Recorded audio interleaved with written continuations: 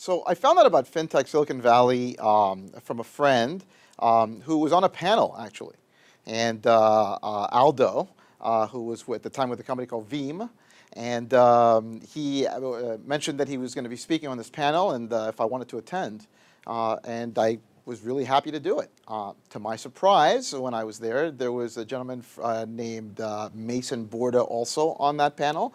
At the time, he was with BitGo, and I was just pretty shocked at the caliber of the people that were on that panel. And so that gave me a lot of confidence that this was an event worth attending. Well, after having the opportunity to attend that one, I would start to see the notices for the future ones. And every single one of them seemed to have somebody that I wanted, at least one or two people that I wanted to hear speak. And the access to those people was also incredible, that not only would you hear what their thoughts were on a particular topic, but then afterwards you could actually go up to them and have a chat. So it's actually really funny. It's a combination of both the caliber of the people who do get on these panels, but also the audience. The people who attend this are generally professionals or aspiring people into these markets.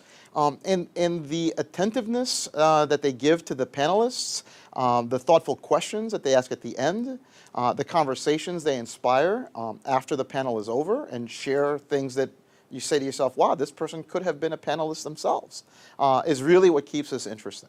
And so I think when you put together a package where you have great people speaking, but you also have great people in the audience attending and participating, really makes this an unparalleled event. Well, the good news with respect to continuing the progress of the community, the good news with the FinTech project is that FinTech will not go away. So the life is guaranteed, so to speak. The technology will continue to evolve, so you have that aspect as well. And today we talk about blockchains, but we're also seeing more activity in AI, and so we know that there will be a continuity in FinTech. So my sense is that as a topic area, it's one that has a long life, it's one that has exciting twists and turns, it's one that combines technology with high finance. And anytime there's money and technology involved in something, I'm pretty sure it's here for the long haul. Well, FinTech Silicon Valley has been really interesting in how it's brought people into the fold that in some cases had never been in the fold before. But when they started to see the caliber of speakers that they would get, and combine that with the topic areas that were discussed, it really gives them at least a place to start their education in an area that's so hot, so challenging, so ever-changing. And so I think that the framing of the program really drives an opportunity to bring people in, and again, opens up a long-term relationship with them. FinTech Silicon Valley's adoption of video really opens up a new gateway to long-lasting content. So today, if you think about a panel, you learn a lot in the moment. But what if we could enable other people to share in that moment? What if we could make that the beginning of a dialogue and a conversation rather than just the one event? And so the way I view video is really an extension of a program that has legs for the long term. And so where people are in diverse geographies and may not be able to come here and have access to the type of speakers we have here, this is an opportunity for them to catch up with that. But not only catch up, but participate.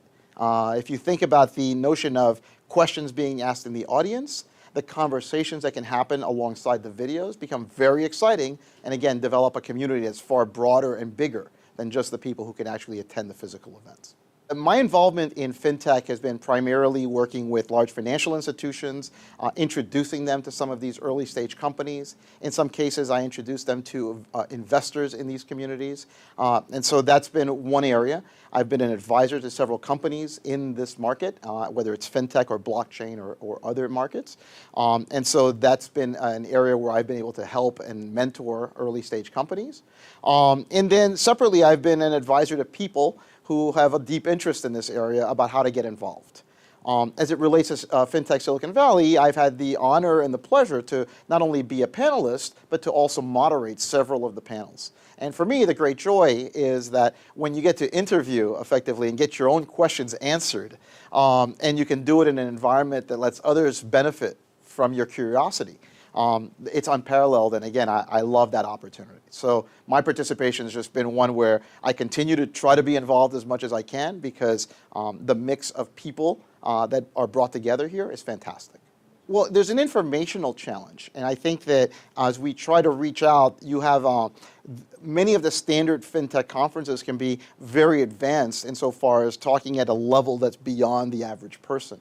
On the other side, you don't want a overly basic set of things being discussed. So finding that nice middle ground where you can educate people, get them beyond their comfort zone of being very beginners, but at the same time not push them to the point of expert attention. And so I think that there's a bridge that FinTech Silicon Valley has really navigated very well and created this bridge that's attracted a lot of people to the fold. That, you can't do this without having somebody with passion and drive. And so with Pimo Theodore really driving this mission, I think that we've seen every step of the way the increase in the growth of this community.